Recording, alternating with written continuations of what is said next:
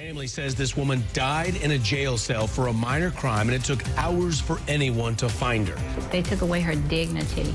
They just took her whole life away. New at 6, the critical care her family says she never received. Live, local, late breaking. This is Channel 2 Action News at 6 p.m. Coverage you can count on.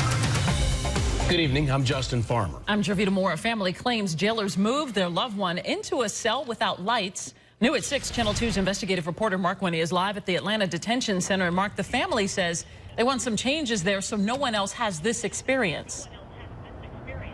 Well, and could this happen to anyone's family? One of the lawyers provided us with a copy of the suit against the city of Atlanta and current or former jail staff, he says, has now been electronically filed in federal court in an episode that started with a misdemeanor and ended in the death of a family's loved one.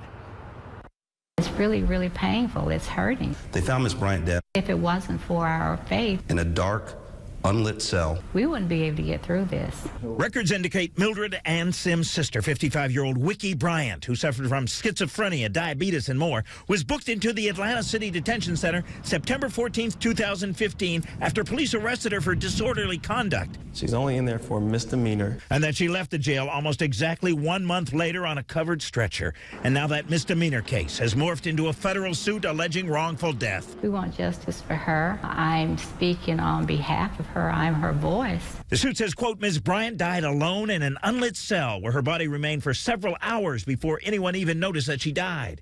Well, ultimately, Mrs. Bryant suffered from diabetic ketoacidosis. Essentially happens when a diabetic patient or individual does not receive the medication that they need to survive. The suit says Ms. Bryant had, quote, consistently declined treatment, but no mental health professional evaluated her decision-making capacity, and no one ever referred her to a physician. Not once did she see a doctor.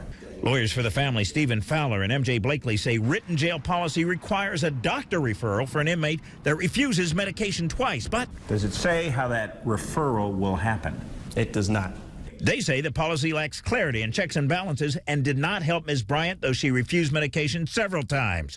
The suit alleges at one point Ms. Bryant became agitated and an officer moved her to another cell, quote, in an area where the lights had not functioned for years, making it extremely difficult to see detainees. This is not the place you house anyone, especially somebody who's suffering from mental illness and whose health care condition is declining.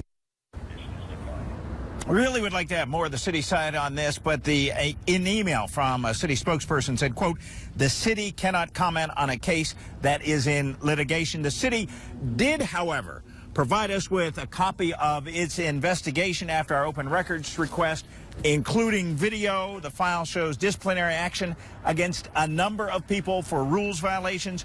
We are working to pull together a story about that. For now, reporting live, Mark Wickie, Channel 2 Action News. We have more details. We're told the Atlanta Detention Center received accreditation 3 times in recent years from the American Correctional Association twice. The jail got a perfect score of 100. One person familiar with the inspection claims that score could not have happened if there were any lights out in a cell for years.